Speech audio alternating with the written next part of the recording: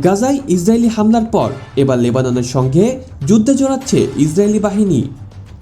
শুক্রবার ইসরায়েলি বাহিনীর ছোড়া বড় ধরনের বিমান হামলায় প্রাণ গিয়েছে হিজবুল্লাহ প্রধান হাসান নাসরুল্লাহর, এমনটি দাবি করে ইসরায়েলি বাহিনী।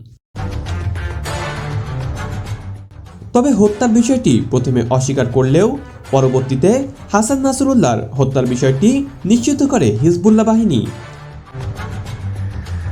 এদিকে হাসান নাসরুল্লাহকে হত্যার নির্দেশনা দিয়েছিলেন বেনিয়ামিন নেতানিয়াহু।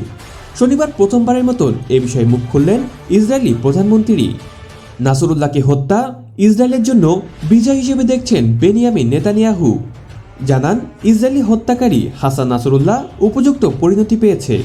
তিনি বলেন, ইরান পরিচালিত শয়তানি বলয়ের মাস্টারমাইন্ড ছিলেন হিজবুল্লাহ প্রধান। তিনি দাবি করেন, এটা ছিল টার্নিং পয়েন্ট। নাসরুল্লাহ জীবিত থাকলে তিনি ইসরায়েলকে ধ্বংসের পরিকল্পনা করতেন, তাই লক্ষ্য অর্জনে তাকে সরিয়ে দেওয়ার নির্দেশনা দিয়েছেন। এদিকে হাসান নাসরুল্লাহর হত্যার প্রতিশোধের কথা জানিয়েছে হিজবুল্লাহ বাহিনী। অন্যদিকে ইরানের সর্বোচ্চ ধর্মীয় নেতা আয়াতুল্লাহ খামেনিকে সরিয়ে নেওয়া হয়েছে নিরাপদ স্থানে। এখন দেখার বিষয়, কোথায় গিয়ে দাঁড়ায় হামলা প্রতি হামলার এই যুদ্ধ।